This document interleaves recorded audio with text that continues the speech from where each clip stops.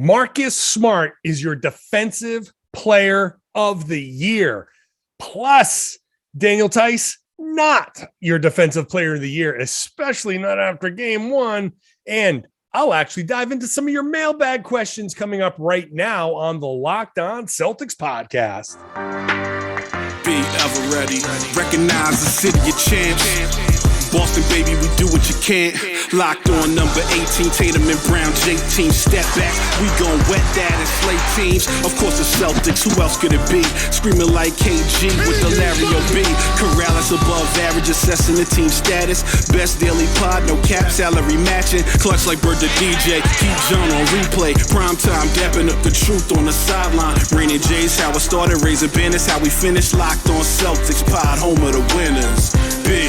Hey there, welcome back to the Locked On Celtics podcast, and thank you for making this show your first listen every day. I really do appreciate that. Whenever I hear people come over and say, "Hey, Karalis," at the TD Garden, first listen, I really am so happy when I hear that. Thank you so much.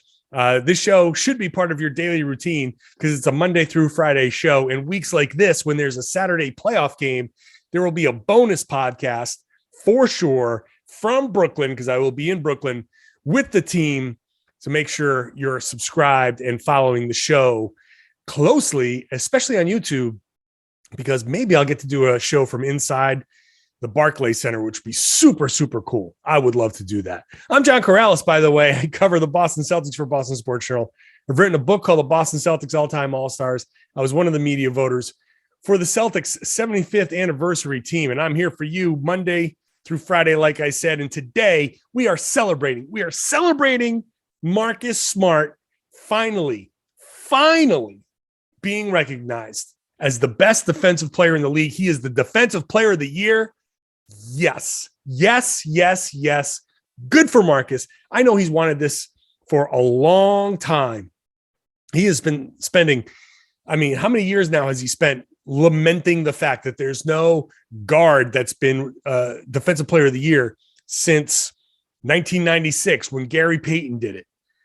26 years now at this point, not a single guard. Now, there have been wing players that have done it, Kawhi, but those guys are not at the head of the snake, the point of attack like Marcus Smart is. And it's mostly big men. And we get it. But Marcus Smart has finally broken through. Not only that, by the way, Mikal Bridges, who is a combo guy, he's a wing, but he's listed as a small forward / shooting guard. So he's out there and he's being recognized as well. I think this is a great award, and I'm very psyched. I could not be happier for Marcus Smart. And watching this team and watching him work over the years, I'm lucky because, I get to see things that people don't all the time when it comes to NBA basketball. And when it comes to Marcus, I see the passion behind what he's doing. I see the level of his work. I understand what he's trying to do when he's campaigning for these awards and mix things up a bit. I know how important it is to him. I know, because here's the thing with Marcus. He knows he's not going to be an all-star. He's not going to be an MVP. He's not going to win. Maybe he can win a finals MVP if he has a great series, but that's probably not going to happen either. Something like this is what he has.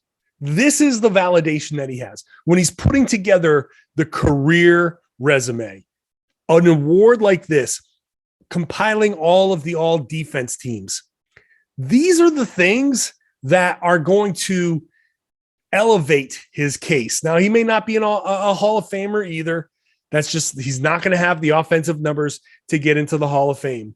But when people go back through the course of history and you look at this era, you're going to look at Marcus Smart as one of the defining defenders of this era. And I'm going to make sure I'm very clear about the in this era part of this, because this is the super important element of this whole argument for Marcus Smart. And when you look at the voting, Marcus Smart gets the most first place votes, 37. Mikal Bridges in Phoenix gets 22, but he got the most second place votes with 25. Rudy Gobert is third. He got the most third place votes So he was a distant third, I would say. He and Bam Adebayo were close. Jaren Jackson Jr., Giannis Antetokounmpo. If anybody's going to make any argument, it's that Giannis Antetokounmpo was, what's that, sixth? That's kind of wild. But Robert Williams gets a first place vote. Whoever gave him that, I got to find, at some point they'll release who it is. I want to see who gave him a first place vote. Al Horford was in the mix as well. He got a second place vote and got 3 points ahead of Draymond Green, ahead of Matisse Thybulle, just behind Drew Holiday. So that's the voting here. But when I say this era, it's really important to understand a couple of things here. What is this era?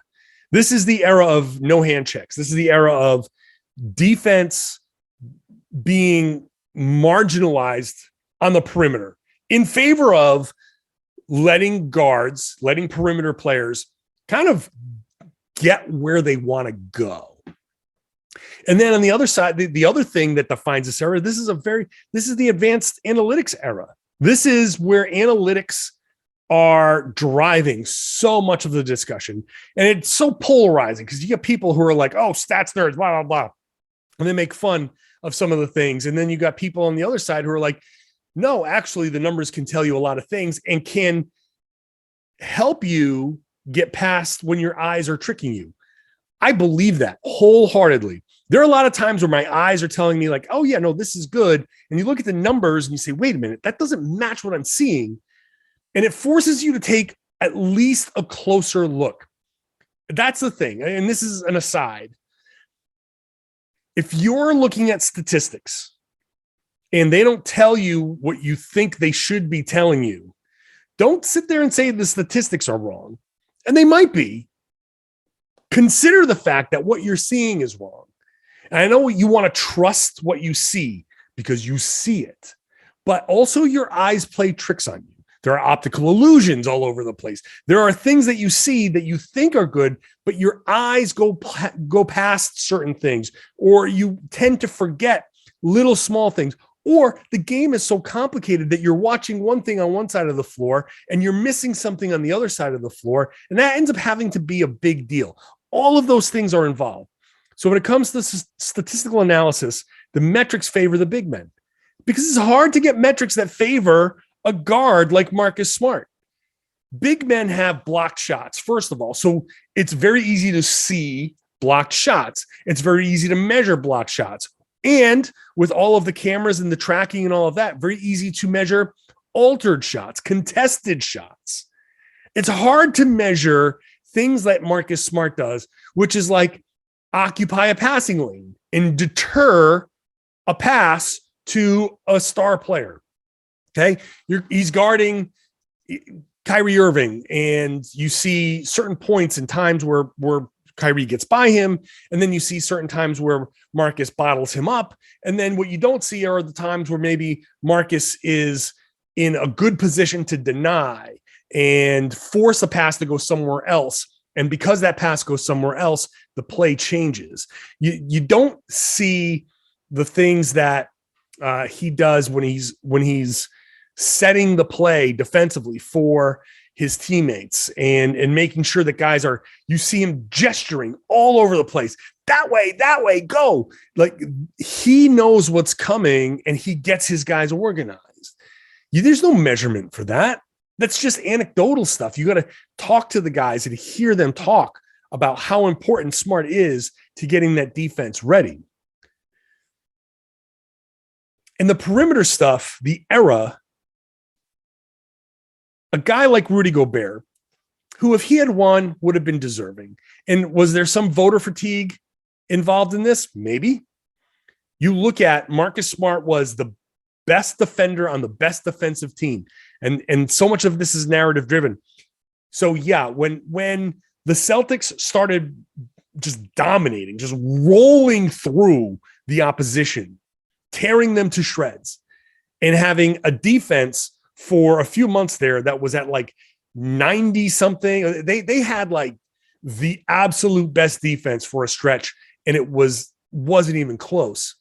And that's where the Celtics started rising. That's where the narrative starts to build behind Marcus Smart. Meanwhile, on the Utah side, you have a team that was expected to be at the top, one of the top seeds, and they're dropping third, fourth, fifth, and their defense is slipping to the middle of the pack.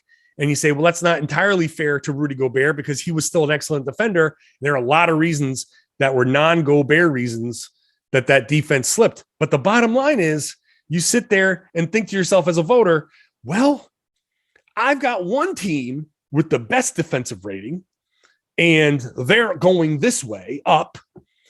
And I got one team with this defender, and they're this going down, down, down, down, down. And you say, well, how am I going to vote for Rudy Gobert if their defense isn't even all that great? And the counter argument from the Utah side is, imagine when Rudy's not on the floor. When you got statistics that say when Rudy's not on the floor, holy crap, it's terrible.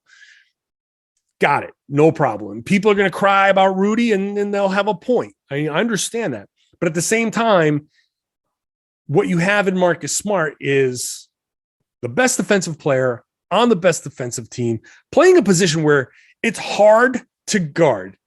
A guy goes up against Rudy Gobert. Rudy can jump straight up. Bodies can smash, and he can block the shot or challenge the shot, come straight down, no issue. Marcus Smart comes in contact with another player's body, and there's a much greater chance that there's a foul call because there's no verticality in guarding on the perimeter. It's hard to get out there and guard on the perimeter. You know, Gary Payton won the award as a perimeter defender, as a guard, in an era where you could hand check and you can put a hand on guys' hips and kind of guide them where you want to go. Hard to do that in this era. And Smart does it very, very well. And I don't want to say you're going to grade on a scale, but it is almost like you're playing different sports from time to time as far as defense, because what a big is allowed to do, if somebody's posting up, they're backing you down and, you know, throwing their back into your body, and you're standing your ground and giving it back. And you're allowed to give that little forearm and put a forearm in that back and give it back a little bit. You're not allowed to do a lot of that stuff as a perimeter player. So for Marcus to be that good defensively, he has to be even better because he can't touch anybody. I know I'm making the argument to a lot of people who are like, yeah, no, John, we get it. We get it, man. We're with you. But I just want to reiterate the point. Marcus Smart is a very deserving defensive player of the year. And you know what? I'm happy that for once a guard got it. And people want to cry for Rudy Gobert. Okay, go ahead. The dude's got 3 defensive players of the year. He's going to get another one. Relax, will you? Just relax. Finally, you've got a guard getting one. Give him one. It's not like Rudy doesn't have enough. Just chill out. I'm like, I know it almost comes off as a straw man, but it's not, because I know I've already seen people crying about Rudy, cry about, you know, Greg Popovich not getting coach of the year every year. You know, like it's how it goes, man. It's how it goes. Relax. Smart deserves it. Smart deserves it. Daniel Theis deserves a little bit of scorn. Not too much. I'm going to take it easy on him, but legitimately after game 1, watching some of the game film, diving into that, Daniel Theis gets, he's going to be a very big focal point, and I'm going to talk about him next. So when you're going through your prize picks, I wouldn't be picking Daniel Theis for a lot of defensive stats. If you're picking an over-under on him, block shots or anything like that, go with the under for him. PrizePicks is daily fantasy made easy, by the way. And this is a game that I know a lot of people love, that have everybody that plays PrizePicks loves PrizePicks. People come up to me at the arena and have said like they're just addicted to this because it's a very simple game. It's you against the statistics. It's not you against me. It's not you against some expert or 10 people with computers or, you know, like the high-powered algorithms. You pick 2 to 5 players with an over-under on their projections, and you can win up to 10 times on any entry. It's just you versus the projected numbers. You can do it in 60 seconds or less. It's safe, fast withdrawals, and you can get this award-winning app on the App Store and Google Play. You can cross sports. So you want to do like, I don't know, Rafael Devers doubles and Jayson Tatum's 3-pointers. You can do it. It's, so you can get into MLB, you can get into college sports, soccer, MMA. It's all right there. For a limited time, PrizePicks has an exclusive no-brainer of an offer. All of our users get $50 for free if a player in your first PrizePicks entry scores a single point, one single point, but you only get it if you use the promo code NBA. It's an exclusive offer just for Locked On fans. You sign up today, use the code NBA. It's $50 for free if a player in your first PrizePicks entry scores a single point. So go to prizepicks.com or download the app. PrizePicks, daily fantasy made easy. BetOnline.net, your best place to go with your betting. In fact, I tweeted out on the Locked On Celtics account at LO Celtics some of the updated odds on betonline.ag. And if you look at the Celtics are now 3-1 to win the East, behind the Bucks at 7-4, and the Heat are behind the Celtics at 4-1. So it's Bucks, Celtics, Heat on BetOnline, and the Celtics are 7-1 to win the championship behind the Suns, Bucks, and Warriors. I don't know, man. If check the news on Robert Williams before he comes back. I think he's coming back soon. At 7-1, that's pretty good. I like that. I like those numbers. So go on over to BetOnline. Use your mobile device. Head on over to the website. Check out all the trends, all the action. They've also got other sports, obviously. They've got live betting, in-game betting, esports. You can play your favorite Vegas casino games. It's all right there. BetOnline is where the game starts. Please gamble responsibly. Hey there. Thank you for making Locked On Celtics your first listen to. First listen every day, favorite listen every day. Both. I'm going to settle on both. Why not make Locked On NBA your second listen every day? Locked On NBA covers the whole league, the big stories, and I am also one of the hosts. So if you like me here, why don't you join me on Wednesdays on the Locked On NBA podcast with my good friend Jake Madison, who is host of the Locked On Pelicans podcast. He's having a great time too. So check us out. We're on Wednesdays, rotating hosts all week. It's a Monday through Friday show. So subscribe wherever you get your podcasts. Show's also on YouTube. So I was diving through some of the game film, and really the big thing that stood out to me after watching a lot of that is that Daniel Theis was problematic in here. And I'm not sure. I got to, ask Ime Udoka when we get to practice on Tuesday, what's the deal with this drop coverage? Because the more I look at it, man, it was not great. Right. Part of why Kyrie Irving was able to get going is because of how he went up against Daniel Theis. That when Irving switched onto Daniel Theis, he scored 11 points. 11 of his 39 points came directly on possessions where he was guarded by Daniel Theis. A lot of it was the drop coverage where Theis in the pick and roll. If you don't know what the drop coverage is, you can see it very easily. When they run a pick and roll, the center, in this case, Daniel Theis, drops back into the middle of the lane. He's trying to protect the lane and I assume prevent Kyrie Irving from getting to the basket, maybe getting 3-point plays. However, he was so far off that he basically let Kyrie Irving walk into jumper after jumper after jumper. And after a couple, Kyrie started knocking him down and he started getting hot. I have some pictures on Boston Sports Journal. One of them, this is egregious. The one that he made that really, I think, started the night going for him in a real positive direction. Kyrie launches a three. Claxton is setting, we'll call it a fairly illegal screen, but not going to make a big deal of it because I'm not going to call any attention to what Al Horford does. Daniel Theis is dropped basically close to the dotted lines at the bottom of the free throw circle. And so he's well below the free throw line. And Kyrie is taking a 3-pointer. I just don't understand that being the actual strategy. In fact, I don't think it is the strategy because that's the play I was mentioning last night with Tom Westerholm, where I was watching Marcus Smart get very upset, angry, calling for Theis to get up. So when I was watching the game from my seat in the media section there, I've got a very good view of the bench. It's a little diagonal view, but Smart gets up and he's gesturing, and then he turns around and he's mouthing something. I couldn't tell what he was saying. And as Theis came down, you can even see it if you rewatch that part of the game.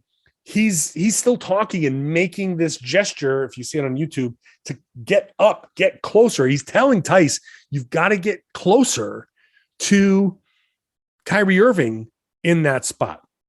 Now you're Daniel Theis, right? So you're not going to be able to hang with Kyrie Irving for very long. But I agree. Like if they're going to play this coverage, Theis cannot be way down where he was, because Kyrie will pull up, and Kyrie's a good shooter. You don't want him to do, and that really got Kyrie comfortable, and that was too much. And it wasn't just Kyrie; like he was playing way off of Curry. He was playing way off when he had a switch onto Dragic. I think the Brooklyn Nets, when you look at the tracking, the matchup data, they shot very well against Daniel Theis, and that's not something that you can have, because Daniel Theis is supposed to be the guy that slides right into Robert Williams' spot. Here's the problem, though, is that not only is he not as good as Robert Williams, we've all acknowledged that, he acknowledges that, but on top of Robert Williams being good, teams are afraid of Robert Williams now, and they're not afraid of Daniel Theis. So Theis is not as good, and you've got the other teams being like, yeah, let's go at him. I mean, I hate to say Bruce Brown, but like he did have a point. You can go at him. You feel like you can go at him. That's the thing. You feel like you can go at him. In that Bruce Brown statement, which, by the way, was up on that Jumbotron before the game, which is hilarious. But in that Bruce Brown statement is the admission that when Rob is in there, oh, you can't drive. But when Theis and Horford are in there, you feel like you can. And whether he's right or wrong, that's the feeling. And you kind of sort of can a little bit against Daniel Theis, and you feel like you can shoot over him a little bit. But that kind of admission that, oh no, Robert Williams scares the hell out of us, we're not driving against him, is kind of an interesting one. And you wonder what the Celtics are going to do. So a lot of this might depend on when Rob comes back. Is Robert Williams going to miss this entire series? Really? Because if he is, then the Celtics have to change this entire coverage, or change. Maybe you just, your game 2 adjustment is we're starting Grant Williams and we're going to roll with that instead. I don't know. They started Theis, and Theis covered Andre Drummond. There was one play in particular here, and this is going to determine whether Theis starts or Robert or Grant Williams starts. Is Grant good enough and tall enough to hang with Andre Drummond? There was a play where Al Horford, the play's coming right down the middle. Al switches onto Kyrie, rides Kyrie all the way out to the 3-point line, the corner. And then Kyrie gives it up, and Seth Curry gets it and comes all the way back across the middle. And Horford is right there. He's right there every step of the way. And right as Curry is starting to gather, Theis steps up. Now, Horford steps up too and is in position to challenge, so much so that Curry sees Theis step up and he dumps one off to Andre Drummond, and Drummond goes in and scores. And Al Horford was pissed. You hear him screaming on the video. I tweeted it out. He's like, don't help. Don't help. He like smacks his hands together and he waves, don't help. Like he turned and like scolded Daniel Theis. If Grant Williams is in that same spot, and let's say Grant stays home, is Curry going to say, hey, you know what? I'm just going to lob it up and give it to Andre anyway? Is that going to be a deterrent? Is he going to feel like he can do that? Or do you have Theis in there and you hope Theis just stays home in those situations? The question is, in these 2 days off, can Daniel Theis fully pick up what he's supposed to be doing? And can he get back out there and do it? Or does Ime Udoka need to go a different direction? We'll see. And if he sends Theis out there to try to do the same thing, it's almost to me, and maybe I'm reading too much into it. Maybe it says to me something that it does. I'll admit that this is a potential reach. However, in my opinion, if you send him out there and you say, look, we're going to do this the same way with just adjustments at the level of where you're picking up. We're still going to play drop, but you got to pick up a lot higher. Not at the touch, not at the point there, but like a step below. Like you still got to be dropping, but like understand that you got to be up tighter and make Kyrie at least think about doing something else besides shooting. And then we'll help appropriately. If they do that, then that tells me Robert Williams is coming back fairly soon, because that's an effective defense with Robert Williams, because he, first of all, strikes fear, as I said, in the other team, and Kyrie doesn't dare drive. So you can play up a little bit in that drop coverage and let Jayson Tatum or Jaylen Brown or whoever's covering, whoever is, if it's Nick Claxton out there, is it Horford? Is it Tatum? Whoever's out there covering Claxton. If you are able to step up a little bit and if your teammate's able to kind of cover for you, and Kyrie's not going to drive because he's scared to, and Robert's got that drop coverage, but in a spot where Rob has that like super crazy leaping ability and can get to a jumper quicker than most people realize he can get to a jumper. I just feel like playing that coverage with Rob there is so much better. And if you're going to keep that coverage there in game 2, that means to me that you're not telling the rest of the guys to change what they're doing. You're going to tell one guy to adjust, hope he gets it enough, and hope the shooting's better and all that stuff that you can win game 2. You're telling one guy, look, you've got to work to adjust. The other 4 guys are doing the right thing. We're just going to keep them there. We're not going to change the entire thing because of you, because we know that Rob is coming back. But if they change the entire thing, that means they got to win this series a different way defensively. And Rob's not coming back for this series. That's how I read this. If I'm looking for a sign, kind of a weird sign out of nowhere, just based on what I think a coach will do, that's it. Keep playing the drop coverage and just say, hey, okay, in game 2, if I'm sitting there watching, I'm like, oh yeah, there's Theis coming up to touch or up to the level of the screen or not dropping back so far, then that's my indication. So we'll watch for it. We'll see. Hey, up next, I'm going to answer some mailbag questions. You guys asked a few, and one of them is about Robert Williams and how quickly he comes back. So I'm going to answer that when I come back, after I tell you about Rock Auto, which is the place to go for all of your car or truck or motorcycle needs. There's just no way in hell that any of those chain stores, those brick and mortar places, are going to be able to carry all the things for all the cars, all the makes and models that are out there. Because with all the different makes and models and trims, there's always a little variation. You need one set of wipers for this car, but not a different set of wipers for the same brand, but a different make. You know how it goes. It's crazy. It's too many things. There's too many things. And there's too many options for prices. You might be able to afford something you want top of the line. Or maybe you're like, hey, I'm on a budget. I just I just put a new roof on my house, so I can't go buy top of the line wipers. Give me some bargain stuff. Stay at home, save your time, which is very valuable. Save your money, which is also valuable. And put all the information into rockauto.com. It's going to spit out a lot of results and a very extensive catalog at a lot of different price points. And it's for whatever it is. However complicated the part, car, engine, whatever is in your engine that you need, or simple like a headlight or some motor oil, whatever.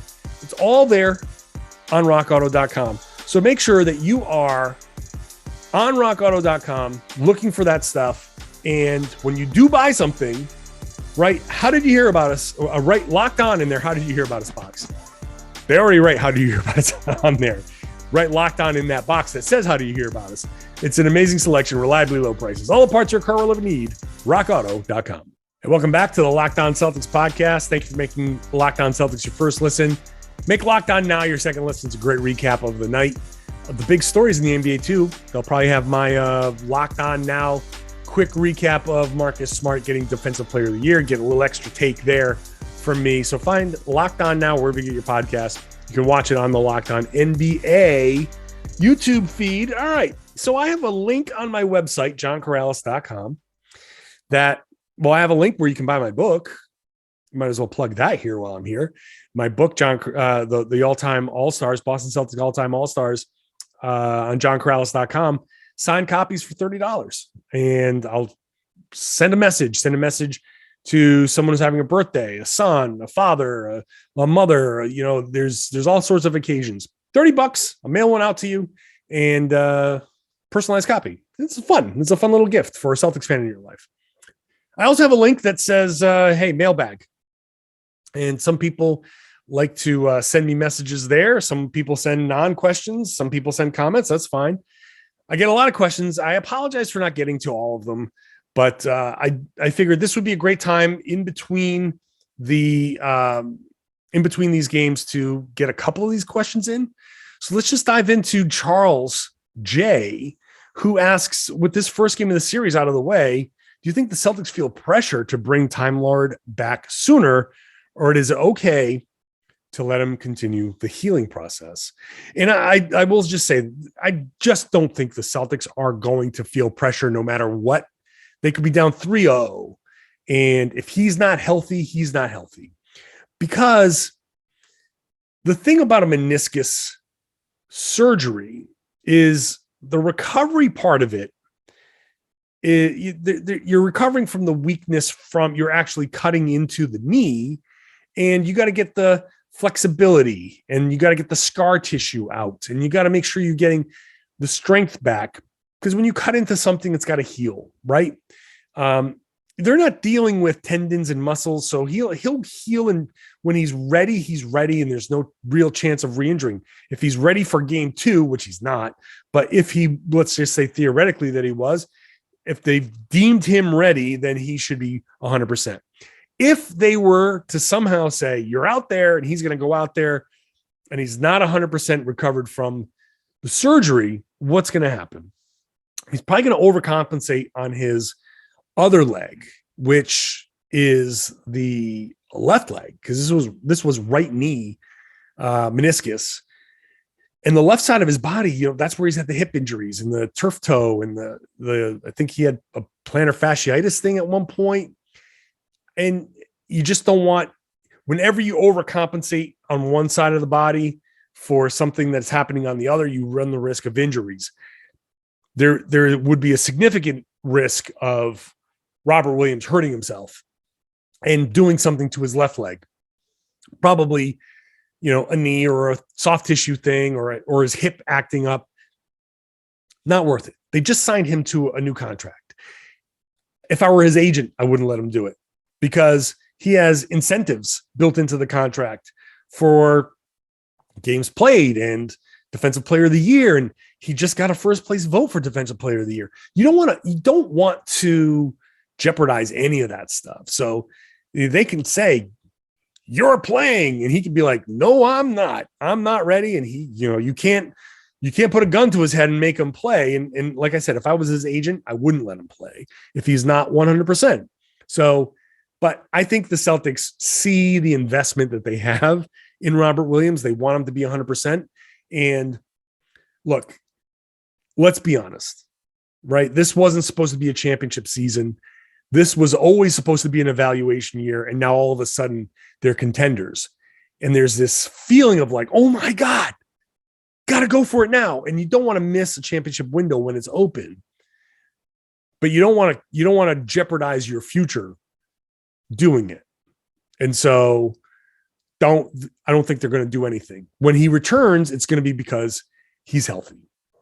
Cage H said, would winning a title finally get people outside of Celtics fandom to realize they are not paying enough attention to the ascent of an absolute superstar in Tatum and to some degree Brown, just in time to see Williams truly begin his. I'll push back on the Tatum people not seeing Tatum because Tatum sells. Tatum is selling products. So people around the league are very well aware of how good Jayson Tatum is. You wouldn't get Jayson Tatum on national commercials and, a Jordan brand sneaker deal and selling potato chips and, all these other things. Like he's a Gatorade. He's one of those guys that just resonates with the fans. And so that's, I think, people outside of Celtics fandom, he's one of his jerseys always in the top 5 or top 10 now of jerseys sold across the league in the NBA store. So that tells me that a lot of people are buying Jayson Tatum. Are they buying Jaylen Brown? Well, I think he's getting there, but I think he's just a step or two behind Jayson, step and a half, one step, however you want to say it. So, and that's not his fault. I think some of it is people gravitate towards one or the other. Tatum was a more ready-made star. He went to a prestige school. He was here first. So whatever. I think Jaylen will get there as well. Williams is starting to get the appropriate amount of attention. The Time Lord thing has really caught on. Shout out to the Riffs, man, and Weird Celtics Twitter for having started that. And shout out to the national media for never understanding that they're the ones who are being the butt of jokes for that's what the Time Lord nickname is. It's making fun of the national media. But yeah, I think Williams is I don't think he's a superstar, but he's one of those guys that's got like the Q rating, right? The it factor. People love him. He's a freak athlete. He's on a really good team. And he's just a good personality, man. Like, how can you not love Robert Williams? Whenever you talk to him, he gives you real answers. He's always like fun loving, and he's just great. He's just great. So hopefully people are catching on to him. I think if you win a title, then everybody's that's the tide that raises everybody's ship, right? So yeah, Rob, everybody will get a bump. Everybody will get a bump.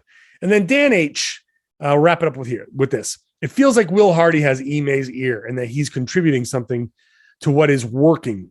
Is it right to assume he is the Tibbs of this year and isn't long for the team?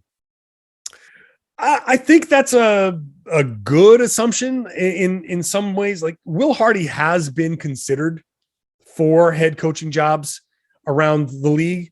I think this entire coaching staff has the potential to, like, we're going to start talking about the Ime Udoka coaching tree pretty quickly.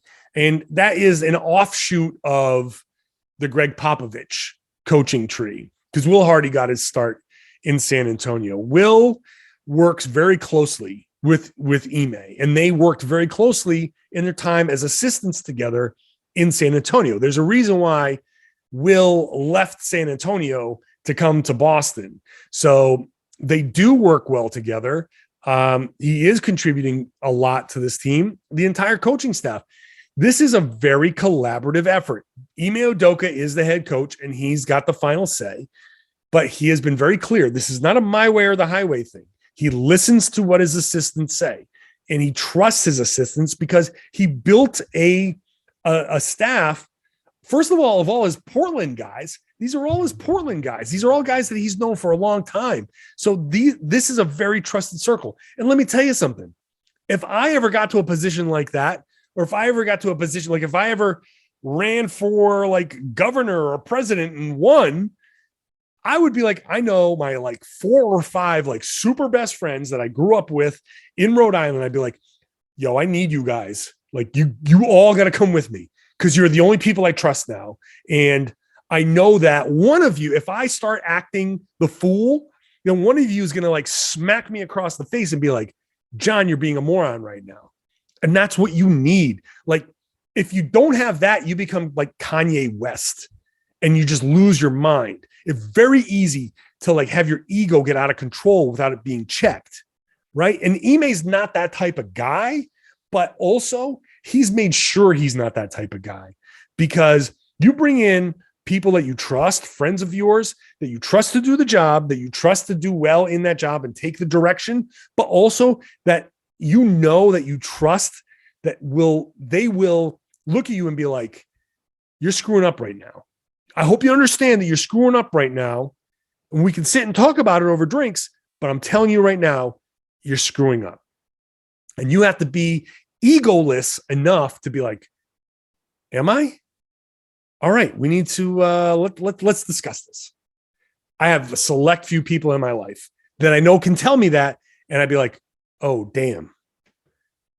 And there are plenty of people around that keep telling me. I hear it all the time. I've been called a moron more times than anybody. I can blow off a lot of people who want to criticize me because that comes with the job.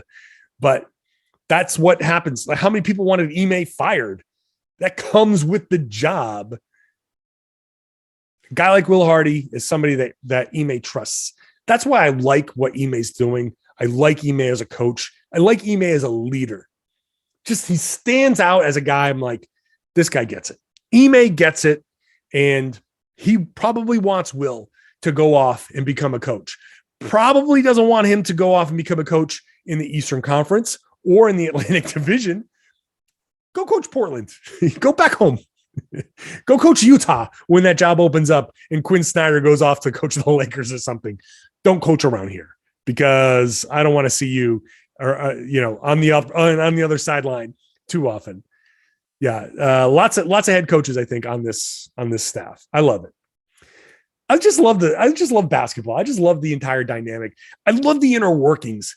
As much as I like the stuff on the floor, like I just love all of this, the coach and what makes a good coach and what makes all these good leaders. I just love all of that stuff. I'm big into like the whole psychology of, well, everything. So I hope psychologically you have found yourself to enjoy this show and are willing to subscribe because of it. Subscribe wherever you get your podcast. This show is free, emphasis on free. Okay. You might have to listen to me read a couple of ads, but I am not charging you any money for this show. It is daily, Monday through Friday. And during the playoffs, whenever there's a game, bonus podcast. Saturday game this week in Brooklyn, no problem. I'm going to Brooklyn. I'm giving you a podcast, bonus content. So make sure you're subscribed to the Locked On Celtics podcast, whether it's on audio or on YouTube. Would love to get you on YouTube. And if you are a subscriber, share the podcast. Tell your friends, tell everybody. They should be listening to and watching the Locked On Celtics podcast right here on the Locked On Podcast Network.